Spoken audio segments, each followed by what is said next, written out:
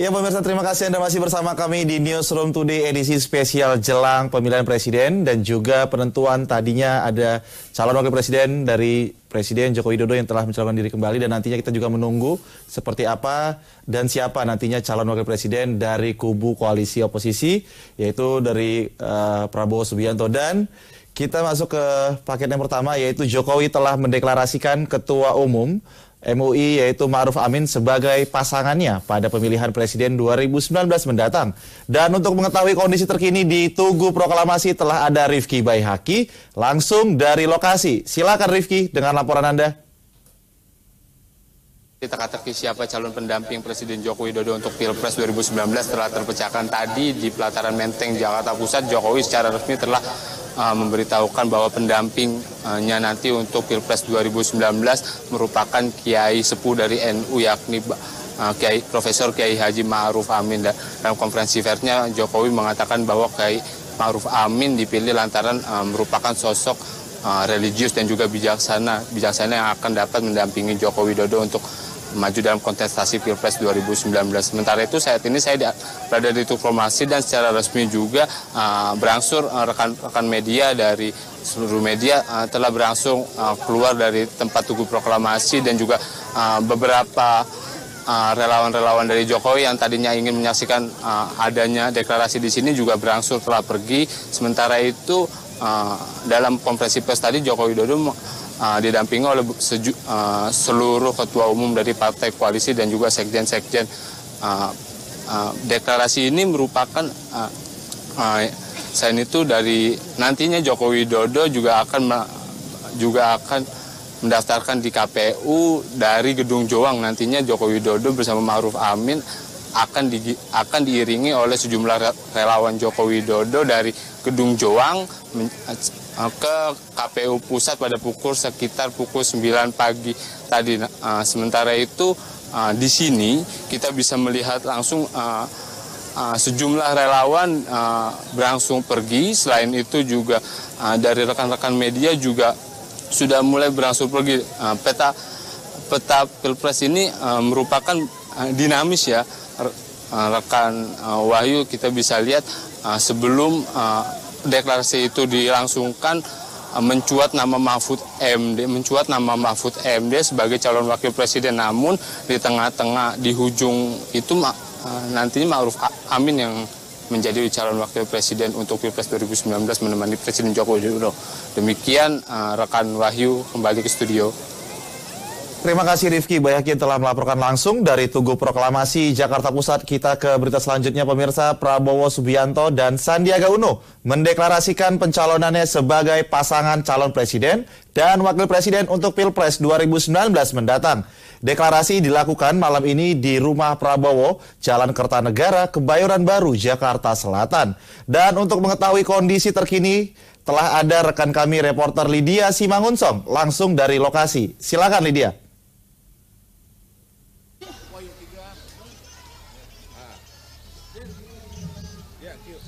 Ya, Wahyu dan pemirsa, besok merupakan batas akhir dari pencalonan ke KPU. Maksud kami besok merupakan batas akhir dari pendaftaran ke KPU bakal calon presiden dan wakil presiden yang akan maju pada Pilpres 2019. Kita ketahui elit politik Partai Gerindra Prabowo Subianto akan mendaftarkan diri maju pada Pilpres 2019. Namun mengenai siapa calon yang akan menjadi wakil presiden yang akan mendampingi Prabowo pada Pilpres 2019 hingga saat ini belum diumumkan secara resmi. Jika Anda lihat di belakang saya saat ini sedang ada konferensi pers dari pimpinan Gerakan Nasional Pengawal Fatwa, di mana beberapa saat lalu Gerakan Nasional Pengawal Fatwa ini melakukan pertemuan dengan Ketua Umum DPP Partai Gerindra Prabowo Subianto untuk menanyakan mengenai putusan akhir terkait siapa yang akan menjadi calon wakil presiden yang akan mendampingi Prabowo Subianto pada Pilpres 2019. Tadi dalam pernyataannya pimpinan dari Ulama Gerakan Nasional Pengawal Fatwa ini sempat menyatakan bahwa GNPF ini akan menyatakan akan mengambil sikap setelah mendapatkan putusan akhir dari Prabowo terkait siapa calon yang akan menjadi calon wakil presiden yang akan mendampingi Prabowo pada Pilpres 2019. Dan terkait dengan deklarasi pengumuman siapa yang akan menjadi calon wakil presiden mendampingi Prabowo, hingga saat ini belum ada keterangan resmi dari Partai Gerindra jam berapa nanti akan dilakukan deklarasi. Namun tadi sore sekjen dari Partai Gerindra ini Ahmad Muzani menyatakan bahwa malam ini direncanakan partai dari keadilan PKS, partai koalisi dari Gerindra ini akan datang ke Kertanegara untuk menyatakan dukungannya terhadap siapa calon yang akan diusung oleh Partai Gerindra yang akan mendampingi Prabowo pada Pilpres 2019. Ya Wahyu, demikian sementara informasi yang dapat kami sampaikan. Iya baik, terima kasih Lydia Simangunstong yang telah melaporkan langsung dari kediaman Prabowo Subianto di Jalan Kertanegara, Jakarta Selatan, dan selamat bertugas kembali. Dan di studio sudah hadir pengamat politik yaitu Bang Said Salahuddin. Assalamualaikum, apa kabar Bang Said? Baik, alhamdulillah, makasih. Dan juga setelah hadir yaitu pengamat komunikasi politik yang tidak asing lagi yaitu Bang Emrus Yombing. Baik, selamat malam. Sehat ya Bang Emrus? Sehat.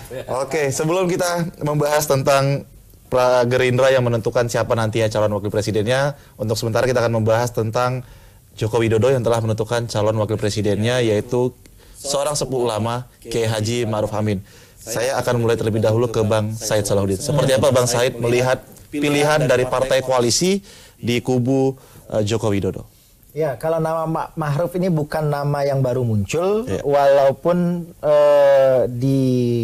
sepakatinya nama Pak Ma'ruf tetap mengejutkan ya, karena sampai dengan beberapa jam terakhir itu masih Pak Mahfud MD gitu kan. Nah, beliau memang sudah muncul agak lama namanya. Menurut saya memang itu di endorse gitu ya oleh Nahdlatul Ulama sebagai backup apabila Pak Muhaimin Iskandar ya pada gilirannya atau pada waktunya itu tidak punya peluang lagi untuk dipilih oleh Pak Jokowi. Maka nama Pak Mahfud itu, nama Pak Kiai Ma'ruf Amin itu sudah dimunculkan sejak lama, gitu, sejak lama. Yang berbeda dengan nama Sandiaga Uno yang memang betul-betul baru kan. Jadi Pak Ma'ruf Amin ini memang dia sudah dipublish begitu namanya, dan itu juga dalam rangka untuk meyakinkan kelompok Nahdien terutama bahwa mereka punya stok yang cukup, tidak hanya Pak Muhaimin gitu kan. Bahwa kemudian Pak Ma'ruf yang hari ini disepakati ya, menurut saya juga bukan melalui sebuah proses yang pasti mudah. Karena gitu. Banyak yang menyatakan ini di luar prediksi seperti ya, karena kalau ditentukan hanya beberapa jam sebelum mereka mau deklarasi ini, itu kan berarti memang ada satu tarik menarik yang masih cukup kuat ya kan di internal koalisi. Malah jangan-jangan ini ya bisa saja keputusannya misalnya diambil lewat voting misalnya begitu ya. Tapi votingnya koalisi itu koalisi itu bisa saja gitu ya. Ketika memang sudah susah sekali ya kan voting, tapi kan sebetulnya skornya udah bisa ditebak gitu. Mungkin saja gitu. Karena untuk menyepakati musyawarah itu tentu kan ada partai-partai juga yang sekalipun tidak resisten terhadap Pak Kiai Ma'ruf gitu, tidak resisten dia, tetapi jika dibandingkan dengan Mahfud, dia lebih prefer ke Mahfud gitu. Gitu kan, sehingga penentuannya ini saya kira tidak tunggal oleh Pak Jokowi, tapi betul-betul memang karena ada backup dari partai terhadap Pak Mahfud maupun terhadap Pak Ma'ruf gitu ya. Nah, sampai akhirnya malam ini katanya mau dideklarasikan, sehingga menurut saya ya ini pasangan ini agak sedikit aman bagi Pak Jokowi gitu ya, sedikit aman dalam hal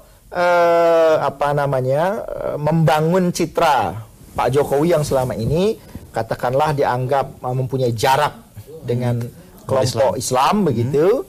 Ya, bahkan dianggap sebagai orang yang banyak mengkriminalisasi ulama dan sebagainya gitu. Padahal hari ini dia justru mengambil pimpinan ulama, pimpinan organisasi ulama ya kan, seperti MUI itu gitu. Nah, ini tentu menjadi satu permulaan yang baik menurut saya bagi Pak Jokowi. Di luar memang ada juga alasan-alasan ya yang mungkin ini bukan hanya dipikirkan untuk 2019, tetapi juga dipikirkan untuk 2024. Partai-partai politik dia akan berhitung betul. Kalau hari ini kita tetapkan si A menjadi cawapres Pak Jokowi, bagaimana nasib kita bagi orang partai gitu ya? Bagaimana nasib kita di 2024? Kalau ini yang menjadi misalnya Pak Muhaimin, maka nanti 2024 PKB yang berpeluang, karena Pak Jokowi nggak bisa lagi 2 kali kalau terpilih kan, dia nggak bisa lagi, maka Pak Muhaimin yang bisa berpeluang untuk menjadi capresnya. Begitupun kalau Pak Erlangga, ya kan, begitupun kalau dari partai yang lain, sehingga mereka mengambil sosok yang lebih netral begitu, dalam artian tidak menjadi representasi partai tertentu, walaupun memang ada kedekatannya. Misalnya Pak Ma'ruf itu kan punya kedekatan juga dengan PKB. Dia juga dulu bekas fungsionaris PKB lah gitu kira-kira. Ya, dengan P3 juga hubungannya cukup baik gitu. Sementara partai-partai yang lain itu menghitung kalau misalnya Pak Mahfud ini jangan-jangan nanti Pak Mahfud justru bisa mengambil gerbong PKB untuk dirinya gitu kan, sehingga ini perlu dicegah jauh-jauh hari. Maka dari PKB sendiri lebih mengendorse misalnya nama Kiai Ma'ruf dibanding Pak Mahfud gitu, dalam hal Pak Muhaimin tidak dipilih oleh Pak Jokowi gitu. Berarti secara langsung beberapa partai politik yang berkoalisi harus mengikhlaskan golden ticketnya untuk 2024 karena nggak ada dari satupun utusan partai politik. Kalau Bang Emrus Sihombing melihat putusan dari musyawarah partai koalisi yang mendukung Presiden Joko Widodo maju kembali pada Pilpres 2019 ini seperti apa? Kenapa harus Kiai Haji Ma'ruf Amin? Menurut pandangan Bang Emrus seperti apa ini? Baik, saya pikir sama saja dengan pendapat beliau. Sebagai saya katakan ini sebagai hasil kompromi gitu ya, daripada para kekuatan-kekuatan politik. Memang kita perhatikan selama ini tarik-menarik itu tampaknya ada di panggung belakang politik tersebut. Ketika terjadi tarik-menarik itu, biasanya mereka menawarkan kepentingan-kepentingan politik mereka masing-masing, kepentingan politik yang sama mereka sepakati, kepentingan politik yang tidak sama ini dikompromis. Nah, salah satu saya melihat adalah yang sangat urgent mereka membicarakan atau penting pada saat itu adalah tentang siapa cawapres. Karena siapa presidennya, calonnya, saya kira sudah sangat jelas. Nah, pembicaraan siapa cawapres ini lah yang menjadi titik sentral daripada kompromi-kompromi politik tersebut. Sehingga kalau misalnya itu diajukan calon cawapres dari partai, apakah partai lain setuju? Jadi biasanya dalam proses komunikasi kompromi selalu berakhir pada titik tengah. Titik kompromi, titik kesepakatan di mana para kepentingan bisa terakomodasi. Tapi kepentingan itu tidak dilihat pada sekedar hanya pemerintahan 5 tahun ini, tetapi kepentingan politik pada jangka 2024 dan seterusnya.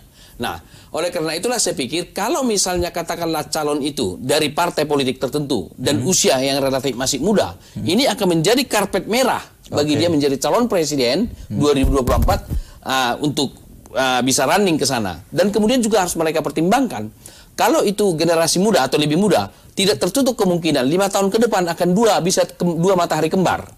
Nah, ini kan menjadi gangguan dalam pelaksanaan. Tetapi dengan pasangan yang sekarang, saya pikir dengan Ma'ruf Amin, saya pikir suatu tokoh yang sangat bagus, sebagai satu tokoh yang sangat baik bagi juga berpasangan dengan Joko Widodo dan kepentingan bangsa dan negara. Karena dengan ketokohan beliau sebagai ulama yang menurut saya akan memberikan suatu pengayoman, kesejukan, kebersamaan, dan ini adalah tokoh yang dihormati oleh tokoh-tokoh utamanya yang Islam dan juga lintas agama.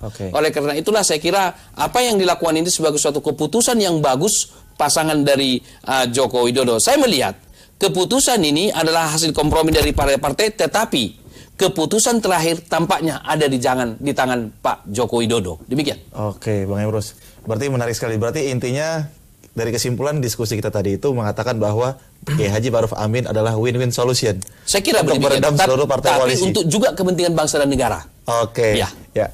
Kita nanti akan lanjut kembali Bang Emrus dan Bang Said setelah jeda berikut ini. Tetaplah bersama kami di Newsroom Today edisi spesial jelang Pilpres 2019.